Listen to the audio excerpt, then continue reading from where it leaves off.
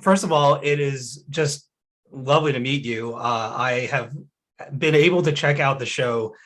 Really, really, really enjoyed it a lot. I'm very excited to get into your head a little bit and talk about this. Sure. So, in addition to being the showrunner and an executive producer on Diabolical, you also wrote the Homelander-centric episode 1+1=2. Mm-hmm. What drove you to choose Homelander as the focus of your episode, with his primary trait as the character that epitomizes the abuse and privilege of power? A couple different things. So it was the last episode we wrote of the series. So I had kept my slot. I always knew I was going to write one. I kept my slot empty until the other 7 had been filled. So we kind of knew what the feel of the series was as a whole. Because again, we weren't giving stories out to the writers. The writers were bringing stories into us. So we wanted to be open to whatever they brought in. So I wanted to keep my slot empty to know, like, was the series leaning to comedic? Did we need a dramatic episode? Was it leaning to dramatic? We need a comedic episode. And at the end, it looked like, oh, we have a lot of comedic stories here. But I was talking with Eric Kripke, and we felt like it would have been great to do a really, like, an early story of like maybe like Homelander and Noir together. So it was his idea originally. And then that was a leaping off point for me to be like, well, why don't we just do Homelander's first mission, like the first time he goes out? That would be interesting. And Eric was really on board with that. So I started to plot it out and write up an outline, and we were, send it to him for notes and everything. And for me, it was about, I love the character so much. I think Anthony Starr does such a good job portraying him on camera, of just that kind of like slightly unhinged character of like, he's like a great white shark, right? He's the most terrifying thing in the world, but at the same time, you're kind of in awe of him at the same time. And I wanted to crack open that door a little bit and give you a little glimpse into why maybe he's like that. Not to make him innocent of his crimes and the things he does in the show, but to give you maybe a little bit of reasoning why he is the way he is. Right. So that meant going back to his origin, because obviously he's kind of a psychopath, he's kind of a sociopath, but he was raised by Vought. So how do you expect anyone to come out normal from that experience? So I wanted to give you, we only have 12 minutes. You could do a whole series on Homelander. But we only have 12 minutes, so I want to give you a little window into his origin, like where he came from as a kid in Vought, and then also his first mission out, and how maybe he started out in a different place and was quickly, he was always a little broken, because obviously, he breaks before Noir even, shows him really what they can do. But to give you a hint of where he comes from and why he is the way he is. It was interesting to see that trauma that he had as a child kind of inform the beginning of his downward spiral once everything kind of goes wrong for him. And it was fascinating to see. So having worked on both Invincible and Diabolical, 2 animated series that explore the dark underbelly of the superhero narrative, what is it that draws you to the insidious side of superherodom? Well, because they're not like us, ultimately, right? They're not like people. And I think that's one thing that Garth really pushes through The Boys. And I think Robert gets into it a little bit in Invincible as well, is that they're not us. They're gods, and gods can be good or bad. And like I said, it's like Homelander's a great white shark. You can stand next to it and maybe it doesn't bite you, but in a second it can turn and tear you apart. And I always find that fascinating and interesting, that idea of being so close to something so terrifying that in a way is not human. And I think, Eric gets into it definitely from sort of the corporate corruption side of how power corrupts, but also with that kind of real kind of like in corporate kind of capitalistic feel to it. I think Kirkman approaches it from a different area, from a bit more of like a real alien perspective onto things. But I find both of those really fascinating. Is who would we be with superpowers, and how would that change us, I think? And then also, how would that change you just as being a regular person in that world? How does that affect you? So I think those are really deep areas. You could spend all day diving in and talking about that. Yeah, absolutely. I would say Diabolical, there was one particular episode that definitely had me wondering what random superpower I would be given if I were to take the serum. Right. And I'm almost afraid to find out. They're not all good. Who knows? It's a roll of the dice, right? No, I kind of want a speaker for a head. I think that might be a good time. for a little while. Only one song. You Yeah. have to pick your one song, and your most favorite song after you've heard it 500 times is going to be your least favorite song. But My favorite song's like 15 minutes long. I don't know if people could stand it.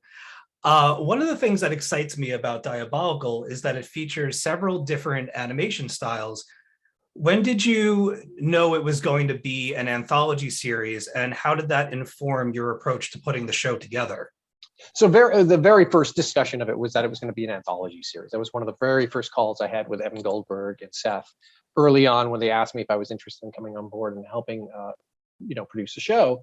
So we knew we wanted to do an anthology series like the Animatrix or like Heavy Metal or even like Death and Robots. Yeah, exactly. And go out. Heavy Metal has a bit more of a through line than we do, obviously, but still, it's from that family of kind of animation. So we knew we wanted to do an anthology series. And once we decided that we wanted to go out to different writers and have them bring us our visions, then we knew we were going to have to make it all in different styles. Because I don't feel like there's a unifying animation style that we could have used that would have worked for Justin Roiland's episode, Andy Samberg's episode, Awkwafina's episode, and done them as well as we wanted them to be done. Right? Because once it's like Justin's is like a crazy, bizarre, like hyperbolic explosion of like crazy superhero powers. Andy Samberg's is like a quiet discussion of loss and death and how that affects your life. Like, what's the one style of animation that unifies those? I don't know if there is one. And I think we would have had to shoehorn the scripts into that. So early, it was like day 2, we were like, we need to do these all different styles, even though that means a tremendous amount of extra work for the team and the crew. I think the variety gives it its chance to shine in a lot of different ways. You mentioned a couple of shows. It actually, watching it, reminded me a lot of MTV's Liquid Television. Liquid Television, which I would like the Max, Aeon Flux, I loved all that stuff when I was growing up. Like going through the episodes, I felt like all it was missing was that little like turn of the knob to change the channels into a new episode. And like I said, the variety of this presentation is really great. It showcases a lot of talents. And speaking of that, Diabolical features just a murderer's row of talents. How did you go about filling the creative pool? Was there a raffle, a Discord rap battle, a trial by combat? No, but those are all great ideas for the next season. For the writers, honestly, we made a list of people whose work we really liked, people who we respected, and we're like, they're doing great work. And who we knew also were kind of fans of the show, or we'd heard they were fans of the show. And then we just started reaching out. And obviously it helps when the people reaching out are Seth and Eric and Evan, because obviously people know who they are. And we just started filling up the slots that way, as people were just like, yes, I would love to do a short film set in the Boys universe. And also for some people, it was like they had to have time because we had to go. So there were a couple of people who wanted to, but they're like, I can do it in like 3 months. And we're like, we can't wait for you, but we'll keep you in mind if we get a second season.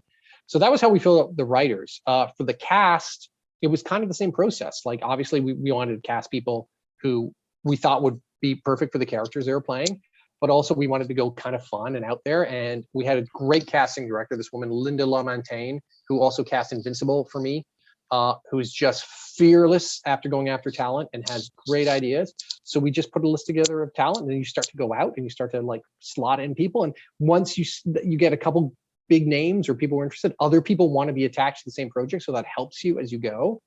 Again, having Seth already on the project really helps. And then for directors, it was about finding the right director for the right episode. And again, we went out we had Giancarlo Volpe was our supervising director. We had him on board very early on the process, and he went out and helped us find and help pick the right director for every episode, because obviously, like our Looney Tunes style episode, Laser Baby, we want to find directors who had experience in that. So we found Crystal and Derek Thompson, who worked on Space Jam, who worked on like Tom and Jerry. Like, that's what they do, and that's what they love. So they were the perfect choice for that episode. And we try to do that for every episode and for every role, even our composers. We try to find the person we thought would work best with that story, with that episode. Yeah, I really loved seeing the art styles match the content of the story. Like you said, the Laser Baby kind of had this Saturday morning cartoon, Looney Tune, almost like old school PSA look to it. It's kind of grainy in a way. And reminds me of the old films they would show in school to warn you about things, and warning you about laser babies is probably a good idea. I mean, that's a great idea for another short. We could do all like the old school warning films. Like what were kids in the boys universe getting shown at school in like grade 8 or in like grade 5, warnings about superhero attacks. You could do a whole short on that. Speaking of superheroes, do you have a superhero that you believe is totally incorruptible? Could be anyone. Oh my God, an incorruptible superhero. That's a like, God, is anyone incorruptible? There's been a lot of exploration into, like, a lot of deconstruction into superheroes, particularly with Peacemaker recently. Yeah.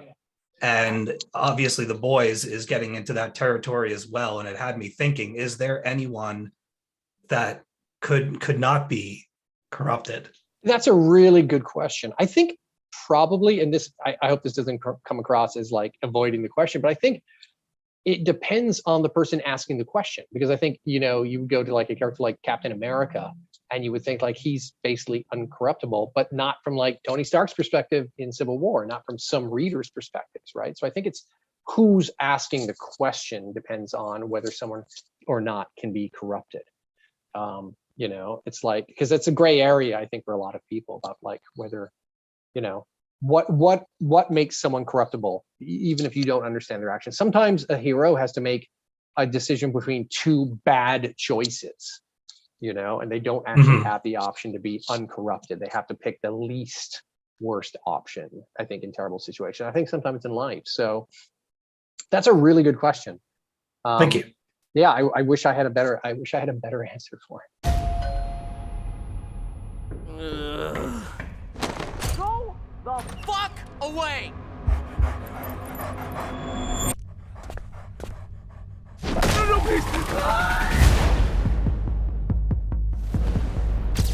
Homelander, what made you decide to join up with Volpe?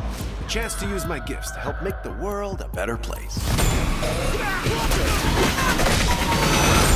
Come on in. Not like this can look bad to anyone. I'm not a pedo, by the way. I don't even have fingers.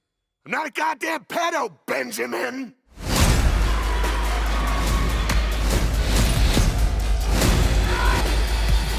Oh, you guys really suck, huh? The idea is that the outer you will finally match the inner you. Picture the face you want to have. The life you want to have. Just rub that all over your face. Here we go. Fire! Bucket.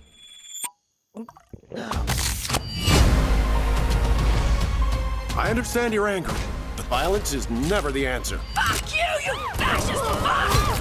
Shut up!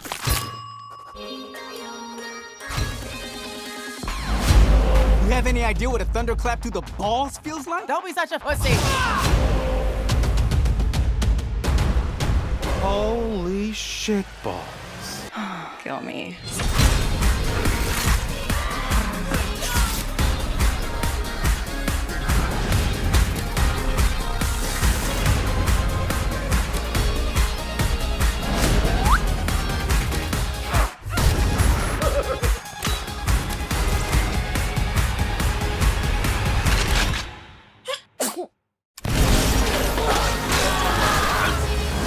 Jinx, Frenchie. What'd you put in that stuff?